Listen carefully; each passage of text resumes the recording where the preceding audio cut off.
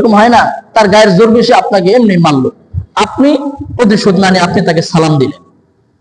আল্লাহ রাব্বুল আলামিন ওখানেও ফেরেশতা নাজিল করে ফেরেশতা দোয়া করে যে তুমি যে তাকে গালি দিলা, এই গালির উপযুক্ত সে নয়, এই গালির উপযুক্ত তুমি, আল্লাহ তোমার জন্য এটা মঞ্জুর করুন।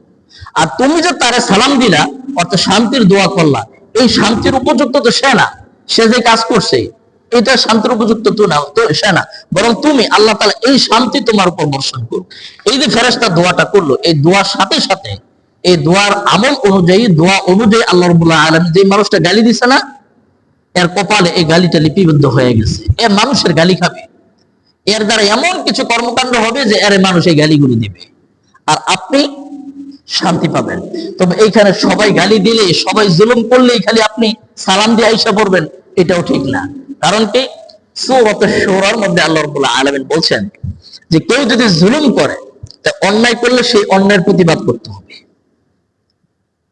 এখন একটা মানুষ অপরাধ করছে, আপনাকে গালি দিচ্ছে, গালি দেওয়ার পর আপনি প্রতিবাদ করছেন, প্রতিবাদ করার পরে ওই মানুষটার ভিতরে অনুশোচনা আসছে, সে তার ভুল বুঝতে পারছে, আইসা প্রাপায়া করছে যে ভাই আমার ভুল হয়ে গেছে, আমি আসলে কাজটা বুঝি নাই, আমি আর করবো না সামনে থেকে।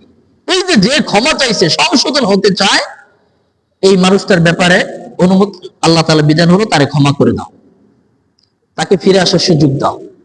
আর কিছু মানুষ আছে, আপনার গালি দিছে, জুলুম করলো, আপনার বাড়ি দখল করলো, টাকা নিল, এই যে করলো, এর মধ্যে কোনো খবরই নেই, এর যদি আপনি সালাম দেন, এ আপনার উপর আরো চাইবে বসবে, একে ছাড় দেওয়া যাবে না।